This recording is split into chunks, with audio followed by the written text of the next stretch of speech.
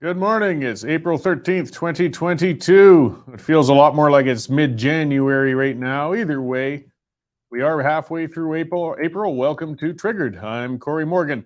This is the Western Standard's daily show. We come at you live every day from 11:30 a.m. Mountain Standard Time till usually around 1 o'clock, Monday to Friday. We run interesting guests. I get my rants out, and we have some interaction. It's always a good time.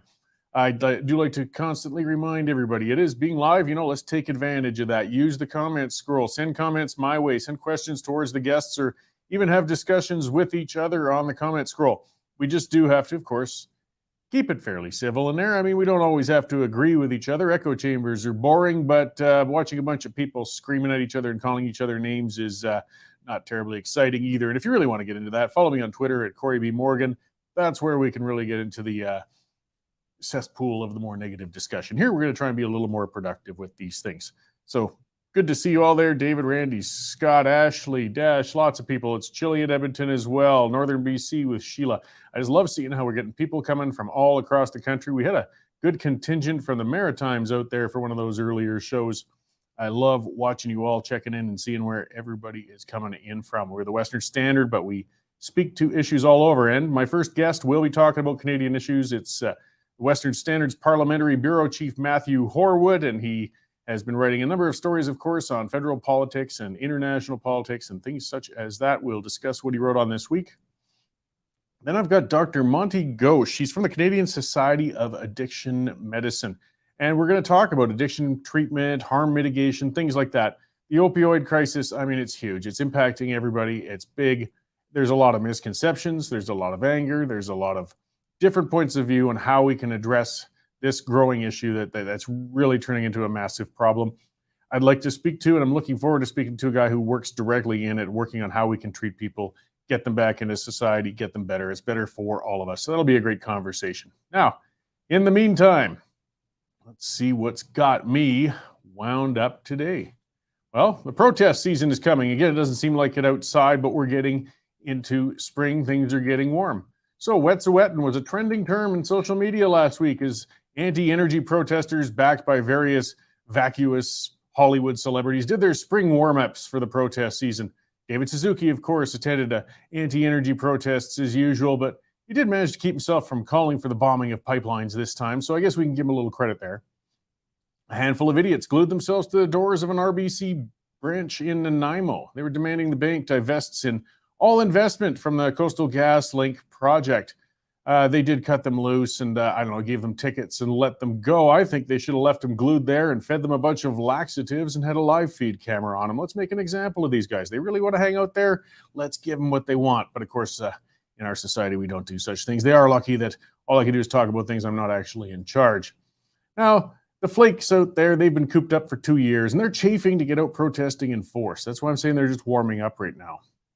Thanks to Canada's wretched regulatory environment, construction on the CGL line and the Trans Mountain expansion have been agonizingly slow. And this leaves plenty of time for these extremists to continue in their efforts to hinder the progress of these projects. While we still have some of the peaceful protesters from the truckers' convoy protests in jail without bail, even now, our governments can't seem to find the will to follow through with serious charges against the chronic and often violent protesters who repeatedly attack energy projects. It's been months since the eco-terrorists attacked a pipeline site with firebombs and axes in northern BC. So far, we've heard no updates on the progress of the investigation, if indeed there has been any.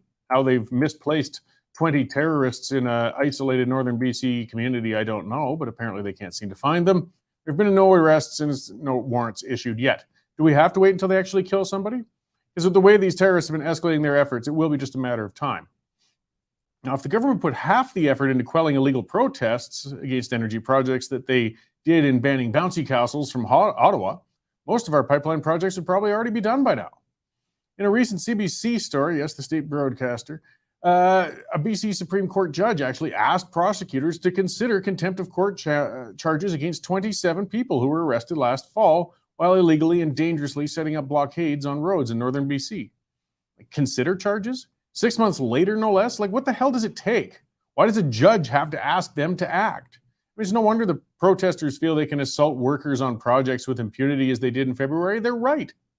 A group of extreme protesters calling themselves the Tiny House Warriors. They've set up a semi-permanent camp near Blue River, BC, from which they've been staging an ongoing harassment campaign against Trans Mountain pipeline workers for a couple of years now. The leader of that group is an extremist named Amanda Soper. She likes to go by her alias Canoas Manuel, and she's got an arrest record that's just too long to list that includes some pretty violent actions. They continue to catch and release Soper. Thus, the illegal actions continue. What's lacking, though, in this whole issue, this whole scenario, is the will to act.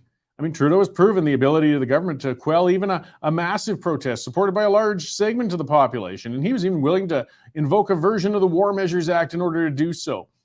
The federal government actions against the truckers' convoy were a gross overreach by the government against peaceful protesters. I'm not saying I want to see more gross overreach, but what the government did prove, though, is they no longer have any excuse to sit on their hands while small groups of increasingly violent criminals continue to attack legal energy projects in BC. Clearly, the government has the means and resources to shut down these protests. It just has to be concluded they don't want to. So as the weather warms and with the pandemic restrictions for the most part being lifted right now, we can look forward to large-scale actions being taken against these energy projects in BC. The time to shut down that mess is right now. We even have, like I said, judges asking for contempt charges. It's not like we don't know who the bad actors are and that there's not really that many of them. Still, the government won't act, and our economy and energy sector will pay the price. This price may even be in human lives if these protests are allowed to keep escalating in their violent nature. If only the protesters in BC would erect a bouncy castle or honk some horns or build a hot tub, maybe then the government would take their crimes seriously. In the meantime, we just have to hope for the best and I guess thoughts and prayers for the workers on those pipelines. Maybe one day we'll actually get coastal access increased for our products out here in the West. That's what's got me triggered going into this Easter, Passover, holy long weekend. Let's bring our news editor, Dave Naylor, in to talk about the other news. He's been really churning out the stories up there today on Western Standard. So let's see. Here we go. Hey, Dave, how's it going? Well, it's been a busy, crazy morning, Cory. Hey, one of my sources, who shall remain nameless but sometimes goes by the name of Eva, says you and Jane are considering a nude Easter egg hunt out in the compound this weekend. I know you know we all know you're a nudist at heart.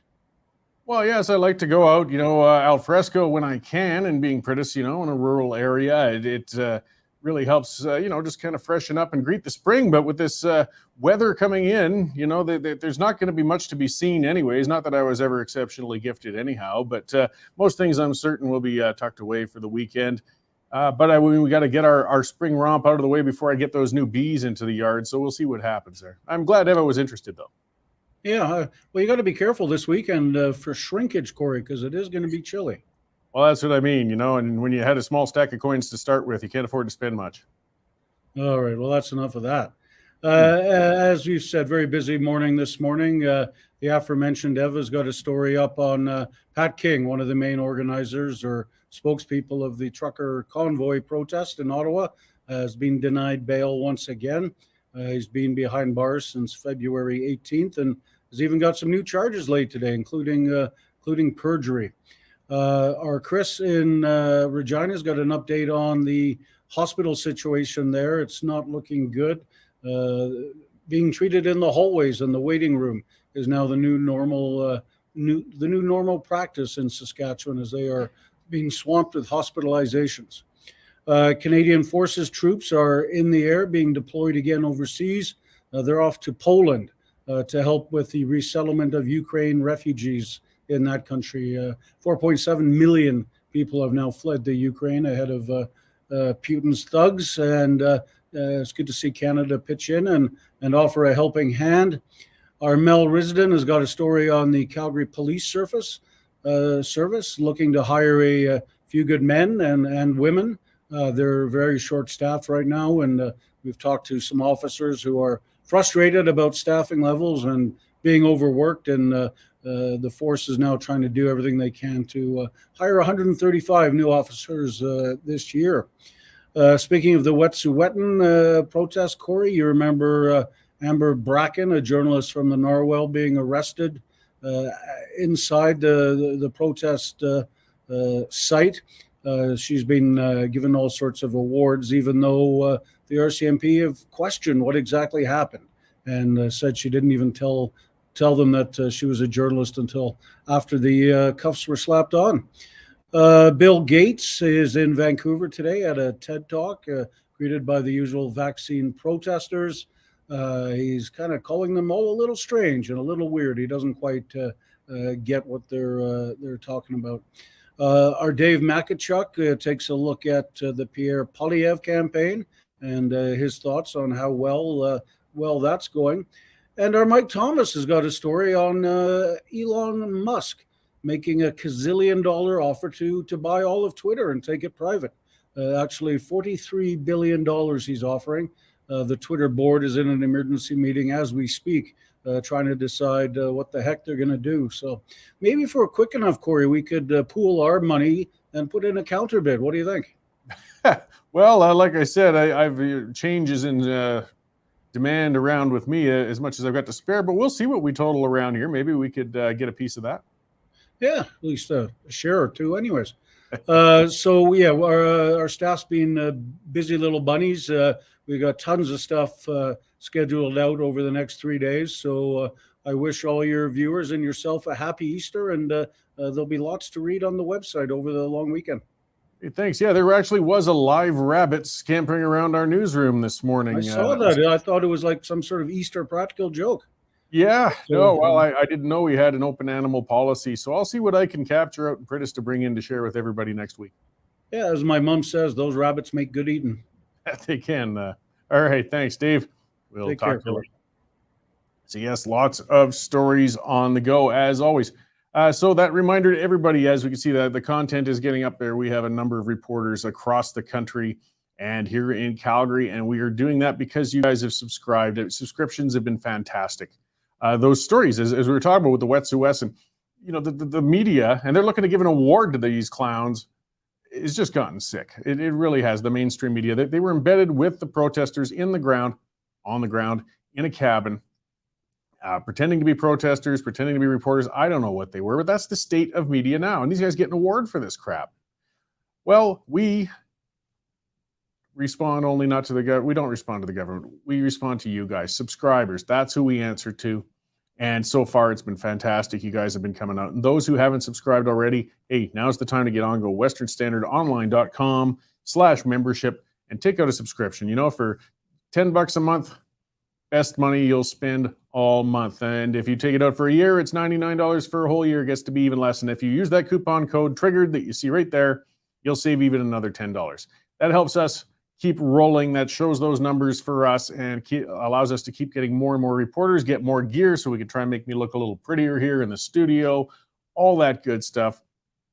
Take out a subscription if you haven't already, guys. It's important for us and it's good for you. It gets allows us, you know, the more the merrier. We make a better product, the more people who get involved with it. So yeah, looking at some of these things, you know, Mel's reporting on the Calgary Police Service. They're trying to hire, but who would want to work for them? You know, I mean, that's the problem they've got.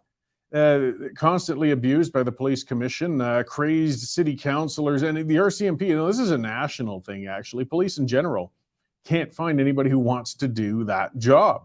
I mean, they are just scrambling, but they're constantly getting crapped on. RCMP can't win.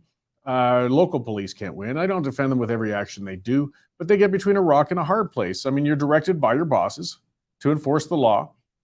I'm not one of the ones who gets as upset with police when they're pushing in on protests as some people do. I'm more upset with the officials who guide them. I mean, when they've made that technically the law, the police are bound to act. And I don't want to go into the long discussion of that, but you know, if they don't act and things go out of control, the police catch the crap. If they do act and it goes out of control, the police catch the crap. They don't make a lot of money. And then they get, as I said, they get clowns. They're calling for the defunding of them and things such as that. So it shouldn't be really much of a shocker that police forces are having trouble finding people to work for them.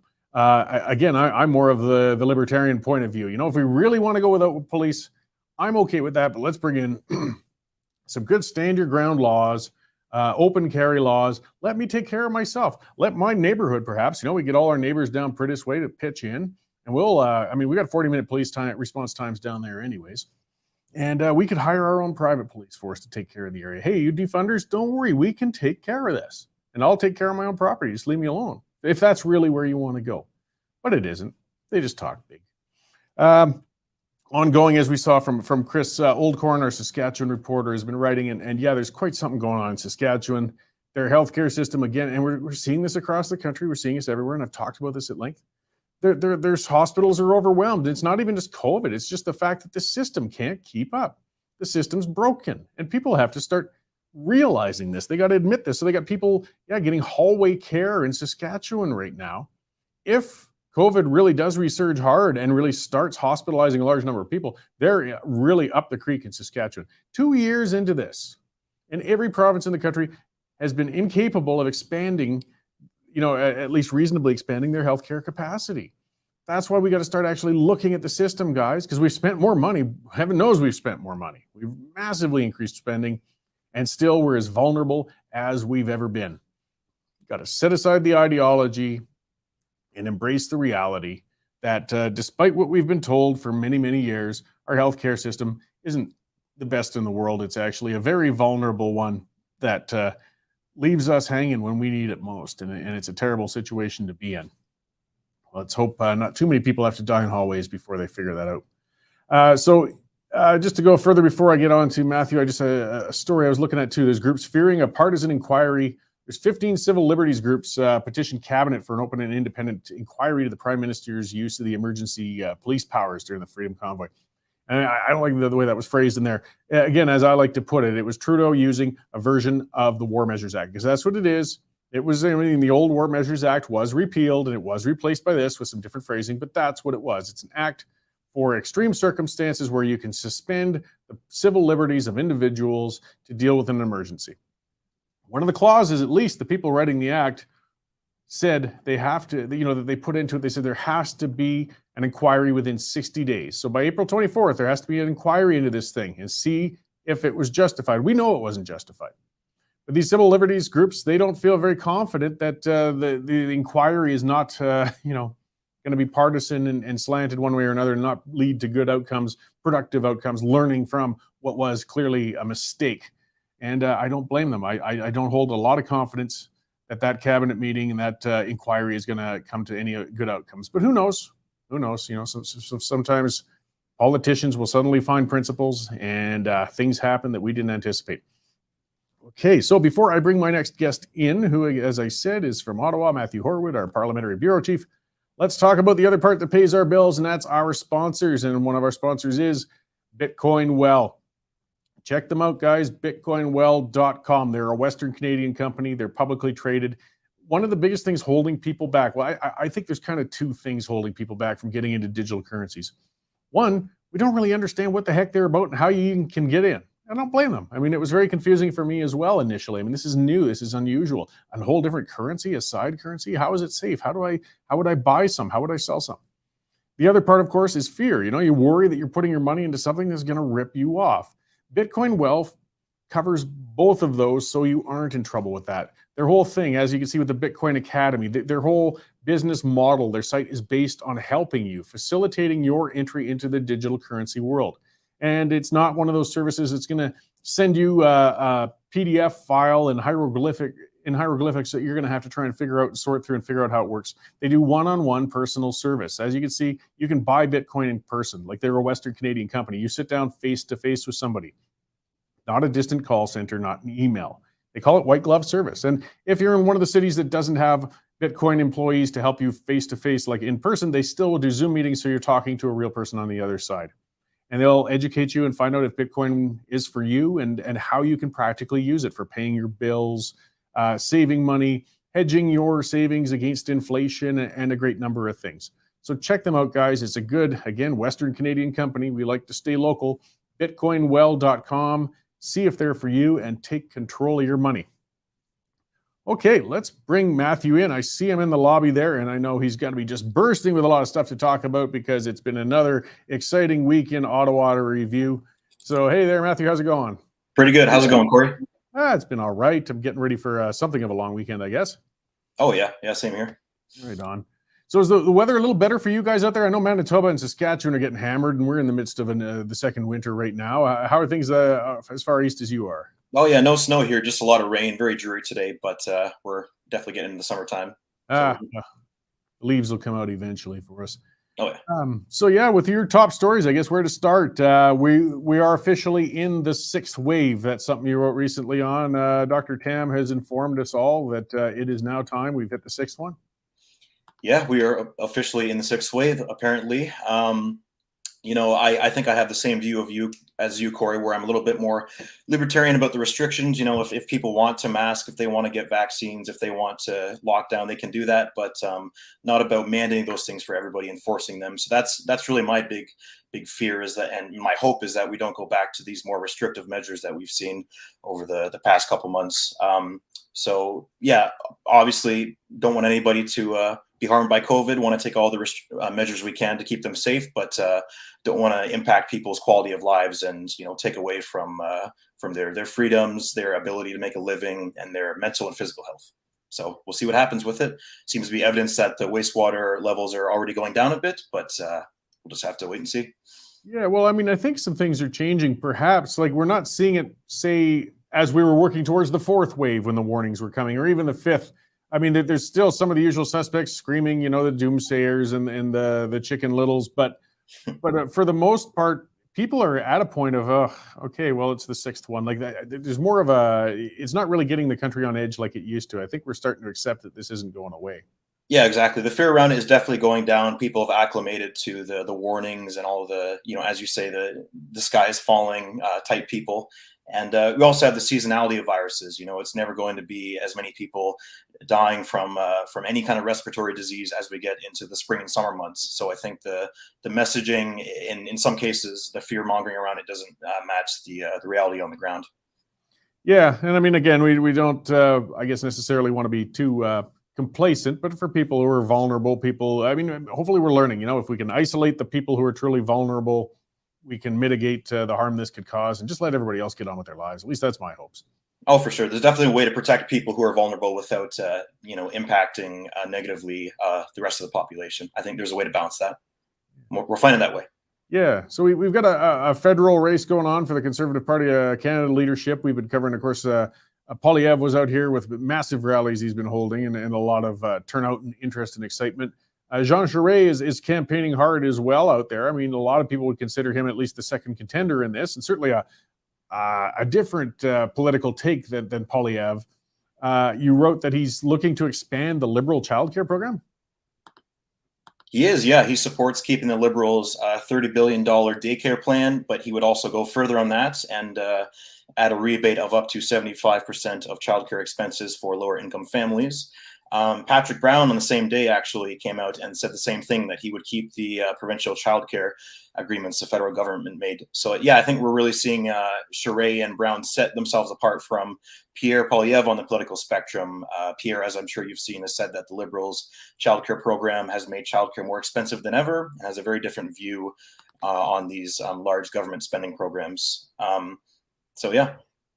Yeah, it's just it's been unusual. We'll see how voters accept it. I guess the strategy is, Charest's point of view is, look, the Liberal policies are what Canadians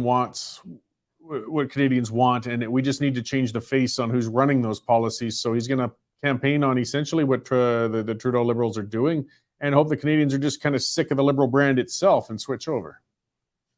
Yeah, essentially, he seems to be kind of mirroring the Liberals' talking points, especially as you saw last week when he was talking about Pierre's supporting of the Freedom Convoy and how, the laws of this country aren't just a buffet. You can't pick and choose which ones you want to follow, Charest said. So he's really trying to set himself apart from Pierre Poilievre in as many ways as possible. At least that's the way I see it. Yeah, well, it'll be an interesting race. I mean, as we were talking about too, it's such a long one. We got all the way till September 10th. So a lot of developments can happen between now and then in popularity and momentum, but at least we got polarity. Give voters a choice. You're not looking at all the same thing up there. Quite a difference between Mr. Charest and Mr. Poilievre. For sure. Certainly not going to be a dull race. No. And then, Lewis, you had an article. She's taken on the World Health Organization pandemic treaty. Yeah, this one's quite interesting. So the treaty, set to be signed in May of 2024. It would include 190 countries, would be legally binding. And what she says is that it would be essentially Canada would be surrendering itself to the World Health Organization when it comes to its response to pandemics and its sovereignty. So it's really interesting for me to see members of the Conservative Party calling out these larger, somewhat called globalist organizations like the World Economic Forum, the World Health Organization. Question remains whether they have enough power to do anything about it, and whether they pull the strings on these sorts of matters. Yeah, I mean, those organizations only have as much power as the local government wants to give them. I think there's almost a bit too much paranoia when it comes to the World Economic Forum. I mean, their goals are very expressly stated. It's no conspiracy. Schwab wants kind of world socialism. There's no doubt about that, and there's no denying it. And it's still something to be worried about. But unless governments actually embrace what he wants to do, he really doesn't have much power in and of himself. But then when you see something right out of left field like that with Lewis, of all candidates, you wouldn't have anticipated saying, well, we're going to let those guys kind of take over that aspect of our governance. And that kind of puts a lot of people on edge. Yeah, for sure. It's definitely very interesting to see Lewis go down that route. And yeah, I agree with you that there is a lot of paranoia, conspiracy theories around the World Economic Forum and some of these larger organizations, but they are very open with what their plans are. You know, you read Klaus Schwab's book, The Great Reset, which was released shortly after the pandemic began. He lays it all out there. So it's not as if they're these shadowy organizations operating behind the scenes. They're very open about what their plans are. It's just a question of whether Canadians really want to go for that. Yeah, and it does get concerning when we do here. I mean, Prime Minister Trudeau did parrot the language of talking about going for a great reset and things like that, and he actually has addressed the forum. So I can see why people are concerned. If that's what his reading material is, and that's who's advising him, then there's a chance he would be moving in that direction. But I mean, we also see some people labeling anybody and everybody as a WEF patsy and so on. And I don't think their reach is quite as far as some people are concerned about. Nothing to be dismissed, but not necessarily as insidious as some would think as well. Oh, for sure. I don't think they have their fingers in all the pies per se, but it is interesting to see politicians and global leaders parroting the language about building back better and the Great Reset. But yeah, very interesting. We'll see. Yeah, absolutely. I mean, they do want their fingers in all the pies. They just haven't gotten there yet. But I wouldn't have anticipated Lewis taking that front. She's come from more of a smaller government. Well, she's really trying to corner a social conservative contingency. So it's good to see that the race developing, though, some different perspectives that we hadn't anticipated. Then you wrote another one, of course, when we want to see authoritarianism right to its extreme, and we're hearing about it, but I think not enough about it, and that's that zero COVID strategy leading to the mess in Shanghai and the disaster. I mean, what it's doing to their citizens over there.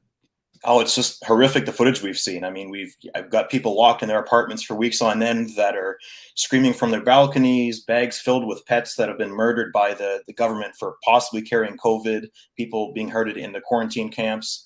And then, of course, you have the supply chains breaking down and the food shortages. And now the latest that I've heard is that fresh fruits and vegetables aren't being delivered to people out of fears that they might have the COVID virus on them. So it's just, yeah, that you see, once again, the zero COVID strategy, how harmful it is to people. And while China's strategy has been much more extreme than what we've done in the West, it just, again, perfectly showcases how, in a lot of cases, the restrictions meant to curb COVID end up being more harmful than the virus could ever be itself.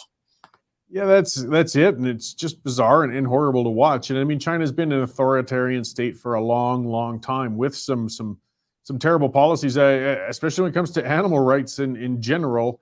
If you look farther back, I don't know if you know, just a trivia tidbit in a sense, but with Mao Zedong, when he was running China, he concluded that sparrows were part of what was causing hunger in China because they were eating too many seeds and green stuff. And he actually had the population slaughtering, chasing down, and just killing millions and millions of sparrows around the country, which again, with the diversion of resources and everything, actually led to more hunger and more starvation. But that's how bizarre an authoritarian state can get, and a populace willing to listen to them. Yeah, I have heard of that story, and because there were no birds to eat all the bugs, they ended up being the ones that were destroying the food supply, and it made the situation worse. So yeah, it just goes to show how some of China's policies don't really make that much sense, but they have such a large population that if they lose 10 million people, 20 million people, it's unfortunately, morbidly to say, not much of a dent in their global power.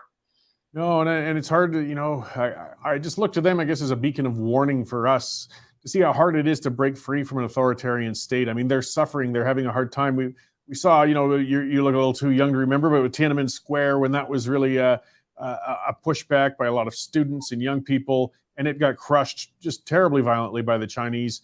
There are some people trying to push back, but once you're in that hole of an authoritarian state, it is extremely difficult to break back out of it. And it's incremental. You know, they keep taking your rights little by little, and suddenly you realize you've lost them. Absolutely. It's definitely a slippery slope. And some people who, might see the things people complain about and are concerned by as not being that big of a deal. But once those things are locked in, it's very hard to get rid of them. And authoritarian measures stick around. Saw that after the 9/11, the war on terror always continued because there's always a threat of terrorism. There's always going to be a threat of pandemics. So we could see the COVID measures and restrictions continue in some form. Those things you definitely don't want them to get locked in, or else you can't get rid of them. No. So going further, I guess, Parliament wasn't in session this week. Maybe some committee stuff, but when are they reopening and coming back in? Next week at some point. I'm not exactly sure on the dates, but we'll be back soon. Okay. So are there any things you're anticipating, pressing bills, debates, things like that you expect will be coming up in the next session as they sit down? We'll have a few stories coming up in the next week. I have a New Brunswick professor, Rod Cumberland. He was let go from his university position for questioning the use of the herbicide glyphosate and its impacts on deer populations in New Brunswick, but also its impacts on human health can be quite bad for that. I also have a story on Canada. I don't know if you're aware of this, but Canada has zero gold reserves. We sold them all in 2016. We are now alongside Nicaragua, Armenia, and Azerbaijan in having 0 ounces of the world's most precious metal. So I would like to, in the context of the economic volatility and in context of Russia making moves to peg its currency to gold, I'd like to speak with some economic experts and maybe some MPs and see what they think of, getting rid of all of our precious metals. It's an interesting move. Yeah, well, and I mean, our currencies are all around the world. I mean, we've just shaken the economies around the entire globe. I mean, under the basis of the pandemic and now with the war in Ukraine, I don't know. It's a complicated area, the economic policy. But you move away from some sort of physical basis of it, such as a precious metal, and it seems that your fiat currency can become that much more volatile. Yeah, exactly. You think you'd want to have at least some gold bars in reserve for rainier days on the economic stage, but I'm not an economist. That's why I want to speak to the people who really know what they're talking about and see what this means, because I think it's very interesting, but I don't know the full economic implications and why they would have decided to do that. So yeah, well, I mean, there's when it comes to economists, you get 3 economists come into the room and they'll give you 3 completely different perspectives. It's certainly a science that lands with a lot of opinion. Though there's a lot of basis and reality in it too. And boy, exactly. Hard to have a crystal ball too when you're looking at larger economic trends. Absolutely. Any other events, leadership race related or anything like that you're watching out there right now? Or I'm closely watching for when Jean Charest is going to have a political event in Ottawa. As with any other candidates, I'd really like to get down there and do some more live tweeting and live reporting on what they have to say. Great. And since you're out there, I wanted to ask before I let you go too. I've heard from a couple others, are there still any remnants of the truckers' convoy protesters out there? Some of them, when they disbanded, they'd moved to different parks or areas outside. They were kind of camping and staying, and there's still been the odd protests coming out. Does it look like it's kind of wound up now, or there's still little remnants of that going on? It's definitely not wound up. There are some very small groups still out there. Last week and on Saturday, there was a group of, I'd say no more than 30 that went on a little march down in downtown Ottawa. Now, I have heard, I mentioned before about a biker rally that's supposed to show up in Ottawa at the end of this month. And I heard rumors, this isn't official reporting, this is just something I heard, but that a group of people who have been injured by COVID vaccines are planning some sort of a gathering in Ottawa during the summertime. So whether that turns into anything, whether that becomes a huge movement, remains to be seen, but definitely not winding up at this point. There's just small groups of people. It's really wound down. Yeah, well, we'll see what happens. I mean, there's still federal mandates going on, but for the most part, provinces have backed off on theirs. And I think a lot of people protesting have kind of, in Calgary, we had those ones going on for a while too, but they've wound down now to a smaller one that goes on in a park every weekend. But I got a feeling they're all waiting. I mean, if the mandates come back, if people do panic and with this 6th wave or 7th wave or 12th wave, the people who protested before are probably going to come out in force very quickly this time. Oh yeah, it's all contingent on what happens with the mandates and the restrictions and everything. And now that they've protested before, they'll be gung ho to go out and do it again. Absolutely. Well, thank you very much for keeping an eye on things out there in the center of the hornet's nest for us and checking in with us. I appreciate that. Hope we get to talk again soon. For sure. Thanks, Cory. Have a good one. All right. Thanks. So yes, that was Matthew Horwood, our Parliamentary Bureau Chief, who, as we said, he's in the middle of Ottawa having to deal with that. If you haven't been there, actually, Ottawa is a beautiful city, some great buildings and nice landscape and things out there, some great restaurants. But unfortunately, it's also got a whole load of bureaucrats and staffers and other assorted people in ill-fitting suits that really can get under your skin pretty quickly. So I find Ottawa nice to visit, but I appreciate people like Matthew who will live there on our behalf and report from there for us. So likewise, Rachel's got to deal with downtown Edmonton, and every capital gets similar sorts of issues. So keep an eye on there, guys. Though we've really been upping our game. It's been great, and having that coverage coming. It's hard to believe. Only 2.5 years ago, this publication was just getting going again, and we were just dealing with local coverage and what Derek and Dave could put together. And now we are spread across this country with all sorts of original content, people reporting and doing that. And, it's good to check in. What was the question Cheryl was asking? Yeah, about that truck tax, whether or not it's monthly or annually or if it just comes at time of point of sale. I'm not sure. There's different points of view. Gilbo came out and denied on Twitter, and that was kind of funny, saying that there is no such tax. It's not happening. And then Chris Sims from the Taxpayers Federation called him out and said, it's read in your policies from your ministry, so you're either mistaken or you're full of crap. I think with Gilbo, the chances of him being full of crap are on the higher side. But I think they talked along the lines, because one of the questions was people paying even on used vehicles this tax. I think the tax would be applied at time of sale, at point of sale, though I'm not 100% sure. But yeah, they want to punish you for having a large vehicle.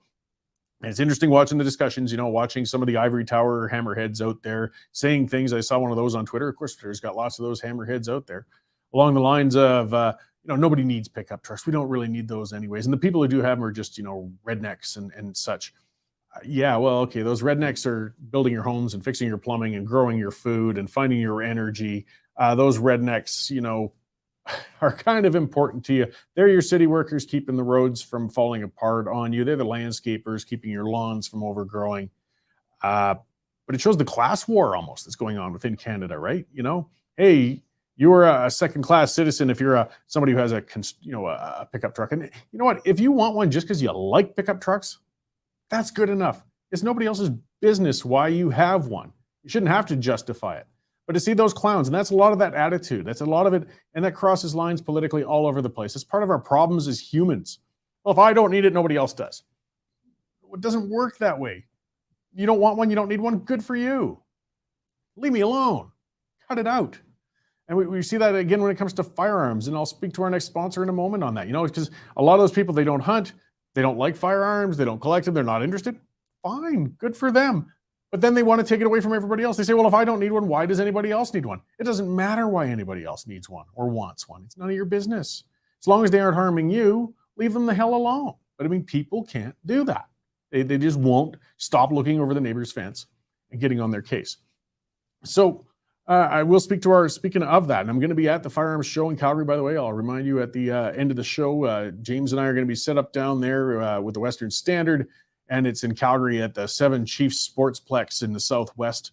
And as well, I'm sure they're going to be represented there is going to be the Canadian Shooting Sports Association. These guys have been a great sponsor for us, and they are speaking up for your rights and abilities to have, use, trade, whatever with firearms, as long as it's legal and not harming anybody. That's your right. They have all sorts of resources on their site. If you get on there and check it out too, like any association, that's where you can network with other firearm owners. It's where you can get videos for safe use of firearms and things such as that. Check them out. Canadian Shooting Sports Association. The other thing they got going is a number of legal challenges against the government on your behalf, because the government's trying to take away your property. They're trying to take away your right and ability to use firearms, and they keep recategorizing them and stealing them. And I keep using that term, but it's the truth. It's stealing. If you don't have a choice, when they say your hunting rifle is now a assault style and we've illegalized it and we're going to come take it, even if they're paying you for it, they're saying we're going to compensate you, which is going to be another boondoggle. It doesn't matter. It doesn't matter. When you haven't given permission to sell it, it's being stolen. I don't care if they give you some money afterwards. It doesn't work that way. It doesn't work that way, or it shouldn't work that way. So you got to stand up for yourself. Take out a membership with the Canadian Shooting Sports Association, because if you don't stand up for your own rights, they will take them away from you. And that's what's happening. These guys need you so they can help you. Join up, and their website is cssa-cila.org. I do want to talk now a little more. I'm going to play a very short video clip, but it really illustrates, it's from England, the pure abject stupidity of environmental anti-oil and gas protesters. So we'll run that little video clip here for a second, and then I can talk a little more on the brilliance of these guys. What they achieving? Well, what they're saying is they want maximum disruption to stop the government extracting oil and gas. Yeah, but that's cooking oil. I don't know if you're used to or familiar with accents, and that was somebody's recorded from a television, but what was happening was somewhere in England, some idiots had been blocking, these environmental extremists blockading an oil tank, and they figured they're going to stop the extraction of oil and gas. And as this gentleman pointed out, it's a cooking oil tank. It's from restaurants. It's canola oil. It's deep fryer oil, you idiots. But it doesn't matter to them. These aren't rational people. And we keep indulging them. And we keep bending over for them. And they're costing us. As I said, I mean, in the extremes, they're getting dangerous, as we see out on the Coastal GasLink project. And on the smaller extremes, we have these idiots blocking tanks of cooking oil. Oil's oil to them. Well, if anything, they should blockade their own hair, because I've been around enough hippies to know that the oil content on their skulls, due to lack of personal hygiene, is a health hazard for people in general as well. So if they really got a problem with uncontrolled oil, give them some Head and Shoulders. So getting further with that, this is a story of the watchdog buried a complaint. This is a press watchdog, because I mentioned a little bit of that earlier. With these environmental journalists, and they got grants from the state broadcaster, the CBC, to go out and do this. And they were out at the protests on the Coastal GasLink line. They got arrested with the protesters because they were the protesters. They were among them. They suddenly turn themselves into media members when they're getting busted. But in the meantime, they're locking themselves in cabins that were built on a roadway, forcing the police to chainsaw their way in to extract them. And now, oh no, we're media. Leave us alone. Come on, you guys. You can't be both. But the watchdog said they're not going to investigate it. They say it's okay. We're going to let that go. Again, our media, we got a media organization as well that is looking to give these guys a journalistic award. For what? I mean, it's one thing to go and attend and take part at these. I understand the concept of embedded reporters, of embedded coverage. Of course, get in there, get us some unique content. Even have a bit of slant. I mean, people are human. They're not robots. They're going to, even if unconsciously, be leaning one way or another. But these clowns with the narwhal, which is just an environmental rag, and, with some money from our dollars, our wallets, our tax dollars, went out, and they didn't just embed themselves. They joined the protest. That's a big difference. It's a big line that's crossed. But as I was saying earlier, we've got a federal government that loves shutting down our oil and gas. They're ideologically driven. They're insane. They're led by Trudeau. I mean, come on. The guy gets his shoes on the wrong feet 50-50 in the morning. He's only got a half and half chance of doing it right if he doesn't have an assistant. So this isn't a guy who's going to look in a cerebral manner on the importance of domestic energy supplies.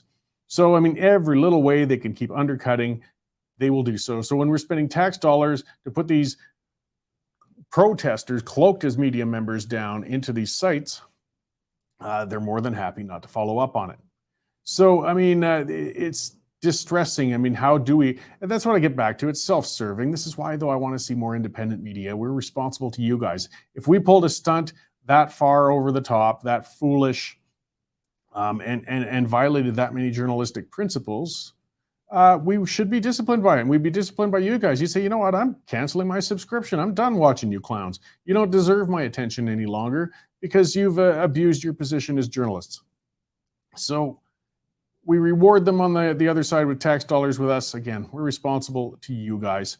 And these guys, again, I can't believe, that they're actually been submitted for the Canadian Journalism Foundation's Award for Excellence in Journalism. I don't know. Going out, getting myself arrested, forcing police to drag me out of a spot, shouldn't lead to me getting an award for excellence in journalism, I would think. But what do I know about it? So what else are we going to get into before I get to my next guest? And I've really been looking forward to that. Just that reminder, I guess, for a lot of economic pressure, unfortunately, we're going to be seeing. Bank of Canada, when we were talking a little bit with Matthew about currencies, things like that, they're raising the key interest rate by the highest amount in more than 20 years in the face of rising inflation again. So they basically doubled it. I mean, it's only half a percentage point to 1%, but when you look at the trend and the acceleration and these things that sound small have a large impact. And we've got to be worried. Yet at the same time, that is the only, well, no, that's the prime mechanism that the government uses to battle inflation, which puts a lot of fiscal pressure on a lot of people, particularly with fixed incomes. The other way, of course, would be to try to reduce the borrowing load and stop having the Bank of Canada issuing so much new currency and putting out those bonds. That would reduce inflation too, but that gets a little more abstract and doesn't have as quick an effect as just increasing borrowing rates. But the bottom line is what happens is if you increase the borrowing rates, it slows the economy and people will purchase less. And of course, then our inflation will slow. It does work. That is true. But it comes at a price, and it comes with making everything more expensive for a lot of people. And unfortunately, we got a lot of people very deep in debt these days, and they're only 1 or 2 more points away from not being able to make their mortgage payment or their car payment, or if unfortunately they've racked up their credit cards too much. That's a personal issue. But guys, I just say it: if you're in debt, try to get out of it right now, guys, because the interest rates are only going to go up. It's been too tempting. I think we've been spoiled by those low rates for quite some time now and let ourselves really borrow a lot. If you've got the means to get a little out of that debt hole, now is the time to do it. And these are, just fiscally dangerous and difficult times. One other thing, speaking of somebody who has a lot of liquid cash, that was mentioned, and it's coming up for the hearings. Before I get to a guest, I will speak to about that one more time, because one of the most interesting people I think in the world is Elon Musk. I don't agree with everything he does, but boy, he certainly is his own person. He's a disruptor, and he just likes shaking things up. So not content with having stirred everybody up by buying 9% of Twitter, he's gone out now with a full-out takeover attempt with spending $40 billion, is unimaginable amount of money. And they're having, I guess, an emergency board meeting, and they're considering blocking his attempt. But from what I've heard, now it's a publicly traded company, the shareholders, of course, this made the price of shares go up dramatically. And if the board blocks this sale, those people who could theoretically have made out very well with that purchase and selling their shares to Musk are going to be very, very upset. And they may sue the board, or at least Twitter itself. So it's complicated, guys. You can't just simply stop Musk and say no. And the board will be robbing people of that. Now, what he would do if he got full control of Twitter, I don't know. He's so just brilliantly unpredictable. I gotta admit, just as a guy who likes to see a little crazed anarchy, I just love watching Musk in action. He's not if we're gonna have billionaires, at least let's not have them be boring, and he's certainly not that. So we'll be watching that with interest. I think at 1 o'clock today or something, they're gonna have some sort of meeting. So I'm gonna go on to a little more darker stuff, but this stuff I've talked about a lot on this show. It's a subject that's just personal to me as a recovered alcoholic. It's personal in that I ran across a fatal overdose on the way to the office some months ago. I wrote about that. It really shook me up. All of us are seeing it. All of us are impacted by it. And, I've had friends who've lost sons. It's the opioid crisis. And we really need some nuanced, try to set the emotions aside, try to set the political ideologies aside, and have a discussion to figure out how we can help address this and help people avoid addiction, get off addiction once they're there, and mitigate the harm until we can get them treated. So I've got Dr. Monty Ghosh, and he's from the Canadian Society of Addiction Medicine, to get some discussion just on real treatment options and things we might be able to do. So thank you very much for joining me today, Dr. Ghosh. I've been looking forward to this. Thanks for having me here. So you might have heard me on the introduction. It's a big issue. Everybody's concerned about it. Unfortunately, in a lot of levels, it's become very politicized, as we do. It's another human nature thing. But the opioid crisis is just seems to be expanding and completely out of control. And we're getting mixed messaging on how we should be addressing this. Maybe can you give a rundown of where things are sitting right now? Absolutely. So right now, at this time, we're about 5 deaths a day in Alberta. So to put that into perspective, that's about the equivalent, or actually more so than heart attacks. People dying from heart attacks a day, people dying from car accidents a day. people dying from murders, right, as well. So we're having a high rate of overdoses at this moment, and it's just rising. We haven't been able to quell it. I think what we need to sort of deal with this is a multifactorial approach, a multi-pronged approach, if you may. And it's basically the full spectrum. And you talked about ideology, but the truth is we need a full menu of options for our patients to help them overcome this. And this goes from everything from recovery-oriented services, which I know our Alberta government's pushing for, to harm reduction, getting more supervised consumption sites out there, using the virtual options as well, getting naloxone kits out there too. We need to throw everything we can at this epidemic and see how we can best sort of mitigate the rising overdose deaths. Yeah, one of the controversial areas has been, and I've been a bit critical on it. I still support some of it, like with harm reduction, if we're talking supervised consumption sites and things such as that. But they have limitations, I guess. I don't want to see an end to them, but we can't look at them as a panacea as well. Like I walk to work, I've posted pictures of the discarded syringes. I'm only 5 blocks from a consumption site. Not every addict is going to take advantage of those sites, unfortunately, but some will. And I like to remind people, I mean, they say treatment, treatment, treatment. I agree, but you can't treat them if they're dead. So we've got to keep them safe long enough till they're ready, I guess. 100%. You've got it bang on there. So it's, supervised consumption sites are only good for a 500-meter radius around them. We really want to sort of put those sites where the need is there. So we look at, overdose rates in certain neighborhoods, seeing where they're the highest and put those sites there. But the vast majority, about 60 to 70% of Albertans are dying in their own homes. And this is where the government of Alberta's DOORS app really comes into place. So it's the digital overdose response service that the UCP have put into place. We've got more national products from the federal government, from the Liberals, which is NORS, the National Overdose Response Service. Very similar names, but kind of and very similar purposes. There's these mitigation opportunities for harm reduction that deliver services to people's homes. And the way it works basically is either through an app or through a phone line. You get connected to someone who can monitor you and who has your address. So if you do overdose, they're able to dispatch services to your home. But yeah, again, it doesn't stop there. Like, we support them in their use. We do harm reduction to make sure that you're using safely, because often they're not going to stop, of course, right? But then we also try to provide other supports and resources around them. So this is where you try to improve their quality of life through addressing their mental health, housing, income stability, get them to a better place in life, then also get them to the path of recovery if you can. Again, it doesn't work for everyone, but if we can take care of their trauma, take care of their biopsychosocial needs, which often impact their substance use, that's where we really want to be heading with every one of our clients. Yeah, and I'm glad you brought that up, that statistic, because what we see on the streets is the most visible to us, but we don't understand is this is actually hitting a lot of people who are in homes. They might not have hit the level of going to the streets, but as you said, the majority, actually more than half, are passing away at home with these overdoses. As I said, I've had actually now 3 friends whose sons have died from overdoses. These weren't street people. They weren't, they might have reached that point, I guess, if they lived long enough. They weren't from a rough environment. They did whatever had led them into that bad path, though unfortunately was fatal. So we've got to look at not just the visible options we see on the streets, but in households and a broader sort of resources to provide for people. 100%. Yeah, we really need to permeate society. So we know that with substance use, there's a lot of stigma.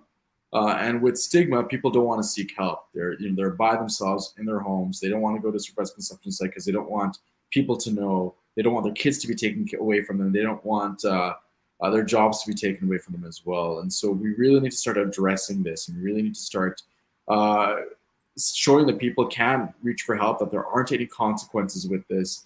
A lot of my patients tell me, and they're worried about sort of the criminal consequences of this, and the criminal consequences aren't really there. And that's the message we need to sort of send to these individuals, that we have effectively decriminalized. I think we should move on to decriminalizing in the future. And it should not be a barrier for people to seek help if they want to seek help. And just to distinguish, because sometimes people get mixed up, decriminalizing isn't the same as legalizing. It just means that we're not going to put efforts in to try and chase down everybody who's an addict because they illegally possessed a substance or something like that. That's not the top priority, and it's not going to have much impact. On the law enforcement end, though, and that's an area of contention, particularly, again, when we get around consumption sites, things like that. I mean, there is a peripheral rise in crime, and that's another area to be addressed. I mean, if we can make local residents and citizens in those areas feel more comfortable, they'd be more inclined to welcome a center like that in their neighborhood.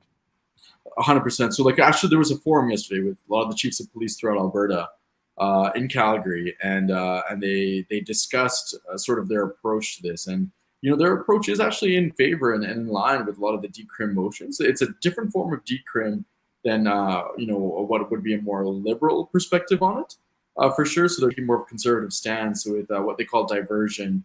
And what this means basically is that instead of when you do get someone who is using substances, you do arrest them, quote unquote, but they're not necessarily charged, and they're offered, as you had mentioned, they sort of go to a tribunal. They're looking at the Portugal model, and the tribunal decides whether you go to treatment, whether you need more housing supports, income supports, etc. But you're not necessarily just left out, right? And so that's kind of the subtle difference here, and that's really what the chiefs of police are pushing towards, is that they want more of a structured approach. So again, they're not necessarily not in favor of it. I think it's a good thing to start looking in that direction. They're worried about public disruption, but these things can be mitigated. These things can be worked on collectively as a group between provincial officials, the police, and the city. And I think that's the way we need to move. Great. I've got a question from a viewer, Marilyn Walls, asking if you've seen the provincial dollars. I mean, there's been a commitment to adding more treatment facilities and beds. Have we seen that actually starting to happen? Are they being set up? I mean, it's one thing when government talks about doing something, and it's quite another by the time it gets there. Are we finally seeing some more capacity for treatment? 100%. So most of my clients are able to get a treatment the next day, which is phenomenal because you can't really see that anywhere else in the country. I think treatment is again a huge important piece of the puzzle. So getting into the psychosocial piece, which treatment takes care of, is important, and also the biological piece. So getting people onto opioid agonist treatment such as methadone, Suboxone, that can happen right away at any point in time, from like basically 8 a.m. to 10 p.m. or at any emergency departments 24/7, and that's through efforts like the virtual opioid dependency program. We've got numerous programs in Calgary and in Edmonton that can help support this population group. So all of this has already been built, and we just need to really tap into it. What we need to start looking into again a bit more is some of the other harm reduction strategies. I think that also needs to be expanded upon, and further discussion, of course, around decriminalization, which we think can definitely help. Great. And going further into, I guess, the tougher realm, but the more important one in a sense is the prevention aspect. And I think we're making progress in destigmatizing mental health issues. We've had a lot of great, initiatives and groups that point out, it's an illness like anything else. We won't, give anybody grief for being a type 1 diabetic. We shouldn't give them grief if they suffer from depression or anxiety. But people tend to, a lot of people who end up in addiction situations, it's like they've been self-medicating rather than perhaps seeking the proper help in the first place, and it leads to a bad outcome. So is there more effort on, I guess, mental health support so people have somewhere to go before they end up getting addicted? I know they are investing a lot of money to that, and I agree that's where we really need to focus on. Like with 201 expansion, I think that's a huge important piece. I know that there's more resources because of the pandemic and how that's impacted people's mental health. So those resources in place too. I think the big thing in terms of prevention that we need to focus on, actually there's several things. One is what we call adverse childhood experiences. So these are emotional and physical sexual abuse as a child, emotional disruption. So we need to take care of these aspects of things, really focus on child wellness. Second of all is opioid prescribing. And I think the government is really focused on that, both the previous NDP and as well as our current UCP government. They've really focused on prescribing habits of physicians. And internally within the Alberta Medical Association or college, we've been really focused on making sure that that physicians are well aware of how they prescribe opioids and how much to prescribe, and doing some stewardship around that, because we know that has sort of precipitated the opioid epidemic as well. But then last but not least, again, be very supportive of the patients who are currently using substances. I think that's the key, right? We have to be, as you had mentioned, a very supportive and compassionate community towards them. It being not compassionate actually just drives them further away from support and help. And we've got numerous examples where that's just not the best way to go. No, shaming and driving away just doesn't help with an addict of any sort. And that applies, again, to alcoholics and many others circumstances. It's not going to aid anybody if you drive them away. They need people there. Interesting. Yes, you brought up the prescriptions, and that's been talked about a lot. I mean, there was kind of a boom of opioid prescriptions for pain relief. Are there better drugs coming on? Like, I know gabapentin, for example, is a little less addictive, at least potentially, than some of the opioid-based medications. Are we seeing more of a shift towards those types rather than reliance on such addictive means, or 100%? I mean, gabapentin can be addictive as well, but it's not nearly as lethal. less so? Yeah. And so absolutely. So yeah, we are seeing a lean towards gabapentin, tricyclic antidepressants, and SSRIs, which are selective serotonin reuptake inhibitors, which are also antidepressants. So those are sort of the medications that should be our first line, and opioids are traditionally second line, but we know that opioids don't really work well for chronic pain. Very few studies have looked at the use of opioids beyond a 3-month duration, which is where you actually get the proper diagnosis of chronic pain. And so we are moving away from that. Cannabis and cannabinoids are being looked at as well more closely. Again, some addictive potential, but less destructive, if you may, compared to opioids. And I think that's really the direction we need to go. But there's, again, other aspects of pain that we need to focus on too, which I don't know if you have resources for. So some of this is a psychosocial aspect. So like getting some exercise going, getting their wellness going, dealing with their mental health, making sure their sleep is okay. Again, all of these other factors, these lifestyle factors, need to be maximized in order to manage chronic pain.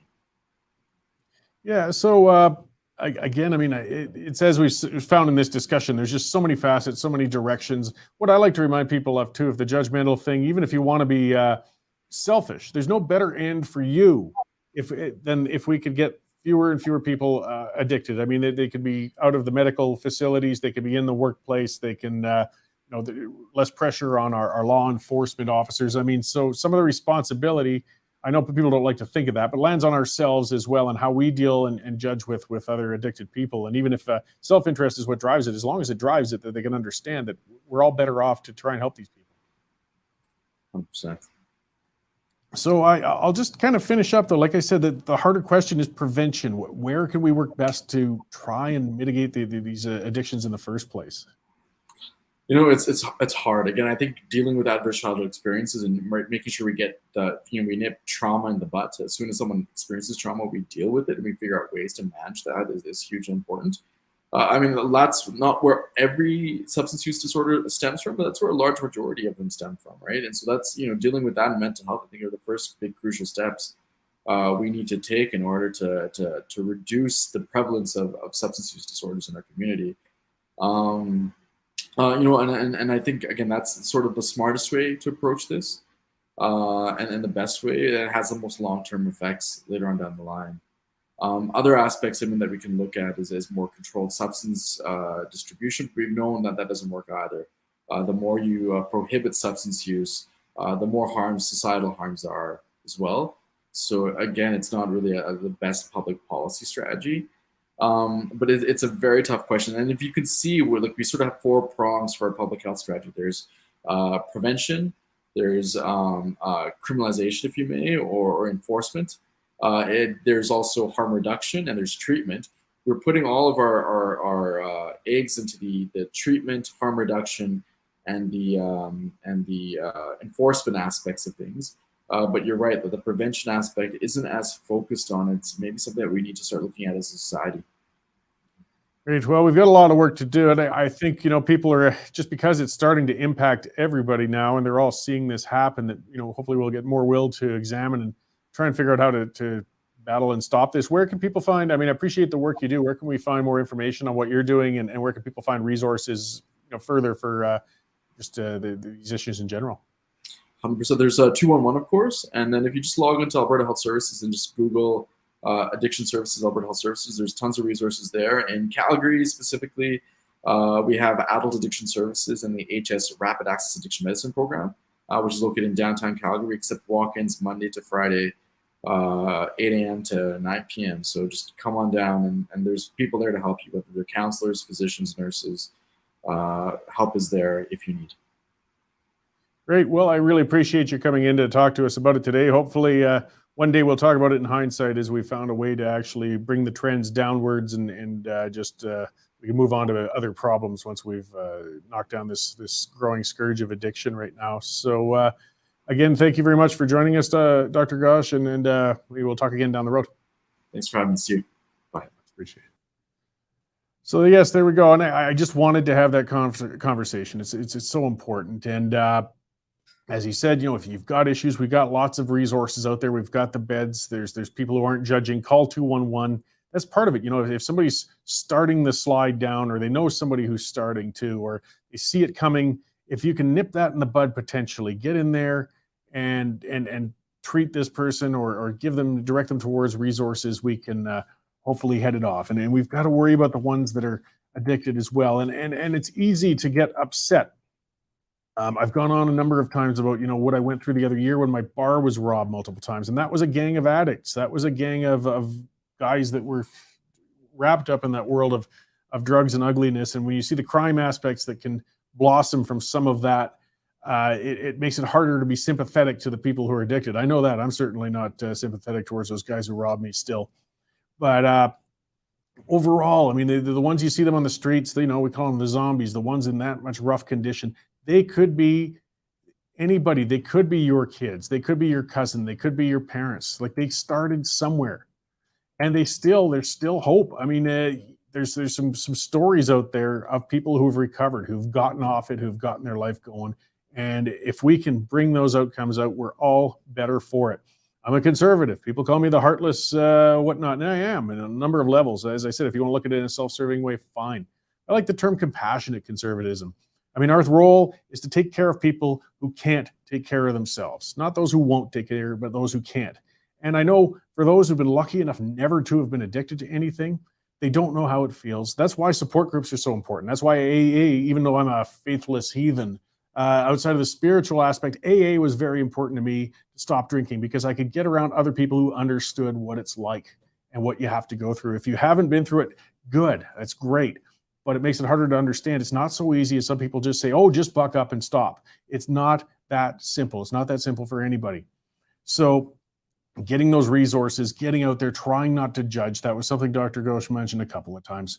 It can help. I see Cheryl brought up too, backlog surgeries. We got a lot of other things. That's another contributor to this whole mess that we've seen, is people with our whole healthcare system. Like, there's so many facets coming in. And what happens if, the doctor says, okay, you need a hip replacement, you're in agony, we're going to schedule that for 18 months from now. Well, they're not going to leave you waddling around in agony with your messed up hip for that long, though. They're going to say, well, here, take these pills to help you get by. And as the doctor said, even the less addictive ones like gabapentin are still addictive. And quite often we get people who've waited a long time, knee surgeries or treatments that, in the meantime, leave a person in pain. They get medicated for the pain. They get treated, but it turns out now they're a hopeless addict at the end of it. Or, again, there's no sense pointing a finger of blame, but a person has a house with a lot of painkillers within it, a lot of opioids, and that sometimes is how the kids got access to it. And they got hooked on it because they found it in the medicine cabinet. Hey, you try things when you're young. Not all of us make smart decisions. And unfortunately, sometimes getting into a couple of those bottles of pills is enough to get a young person addicted, and they're down that horrible road. And I think we need to have those frank discussions and quit being as judgmental as we can when it comes to these things, because we can at least mitigate things like that. And we get so much judgment with the safe consumption centers. Oh, we're just enabling them. I understand that, but as I said earlier, if a lot of them die from overdoses, a lot of them die from infections from not consuming safely, things like that. Those are people we can't save. If we can keep them alive, we have a chance of saving them. We're all better for that. Investments of dollars, I'm always critical of the government spending, but they're spending on more of those beds. I'm glad that was asked by a viewer, on whether it was actually translating to beds. It sounds like it is. It's good for all of us. It will help. So as we're seeing just in, so just kind of go away from that subject now, as we were talking earlier with the Elon Musk's bid to try and take over Twitter. And one of their largest shareholders there, Al-Walid bin Talal, oh wow, that's a long one, a Saudi owner, he's a Saudi prince, so a lot of those Saudis have a heck of a lot of money, and he's one of Twitter's largest shareholders, and he's rejecting Elon Musk's bids. I'm not sure how hostile takeovers work with publicly traded companies, but to a degree that they can't necessarily stop him. If enough large shareholders refuse to sell, I think that's what could hold it off. But I remember Elon Musk bought 9%, and that made him the largest shareholder as it was already. So it's going to take quite a combination of shareholders to be able to stunt his attempt. So this one who is doing this, I don't know if he can stop the entire thing. I just love watching Musk shake things up. I mean, as Scott Campbell said, pretty sure Musk has enough money to start his own media platform. You know, and Scott, you're right. But at the same time, it's hard, right? We've seen the other ones try to come up, and I've tried to be supportive with Parler and Getter and Gab. But, you know, when you've got one monolithic big one where everybody's kind of already there, it's hard to spring off to a new one. Now, if anybody could start a new one that's going to evolve into anything, I think it would be Musk. And I suspect that if they shut down his attempt to buy Twitter, that's probably where he's going to go. He's not going to leave it alone and shrug his shoulders.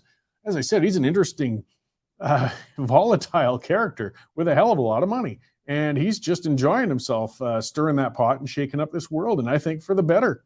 So we'll see what happens and progresses with that. And it's what an amazing world we've come into, where social media giants are such a large part of the economy and make such an impact on things. So we're certainly watching that with interest. Let's see, where else was I? I should speak to our sponsor one more time. Again, speaking of digital things and so on, and that's digital currencies. And that, again, is bitcoinwell.com. I want to expand a little bit further on some of the services these guys provide. We do that at the Western Standard. I talk about that a lot. We've got a plan where I can set aside some of my savings, some of my money. A portion of my check every month goes into my Bitcoin ledger that they help me set up. Again, one-on-one service, because I'm a Luddite. I used to be on top of tech stuff in the 90s. I kind of lost track. These guys walked me right through it. One-on-one service, set up my ledger.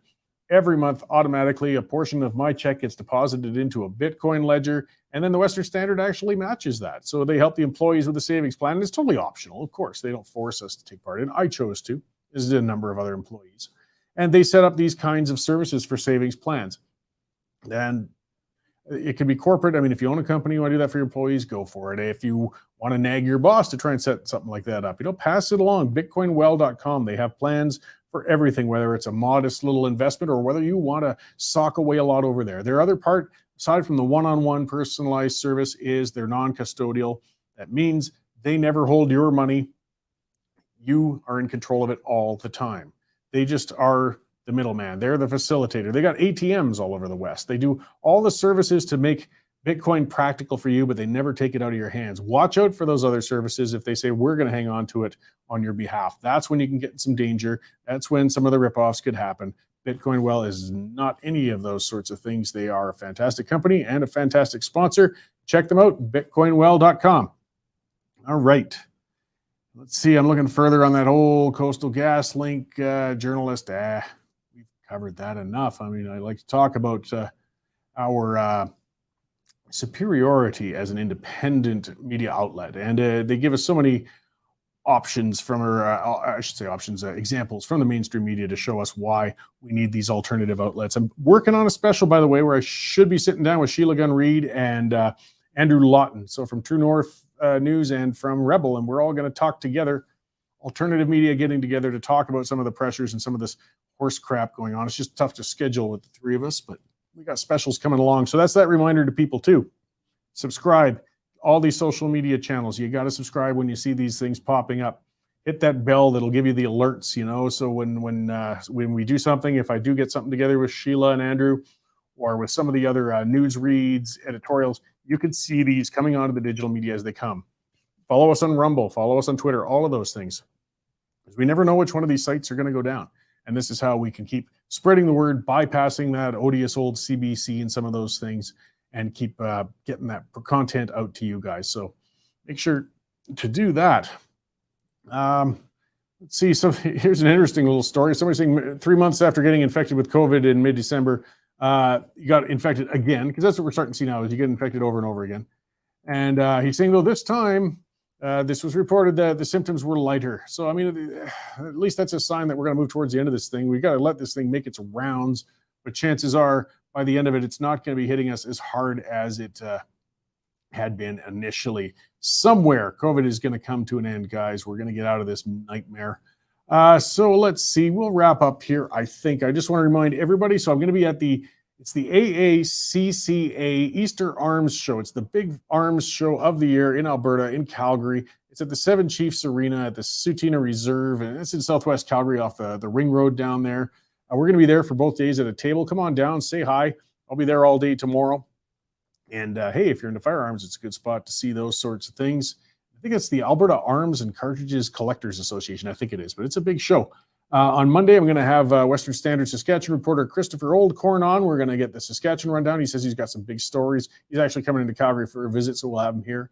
And we're going to have Mark Milkey, who has written a number of columns, and he wrote another good one, really breaking down that difference between equity and equality. The words sound very similar, but they are quite different in meaning, and we need to have more of that discussion. And of course, not to mention, Danielle Smith is going to be kicking off her show at 9 a.m. Mountain Standard Time on Monday. She will start the day, so now I'm going to be more pressured than ever to make good productions because she's going to be a hard act to follow. Danielle's been fantastic on talk radio in the past, I think, in my view, and I've said it, she was the last of the good hosts. I mean, we've still got Gormley hanging in out there and a couple others, but aside from that, they're gone. So, I mean, it's great to have Danielle here, and I'm sure she's going to have lots to say Monday morning. So make sure to, again, that's why I say follow those alerts. These things are coming up.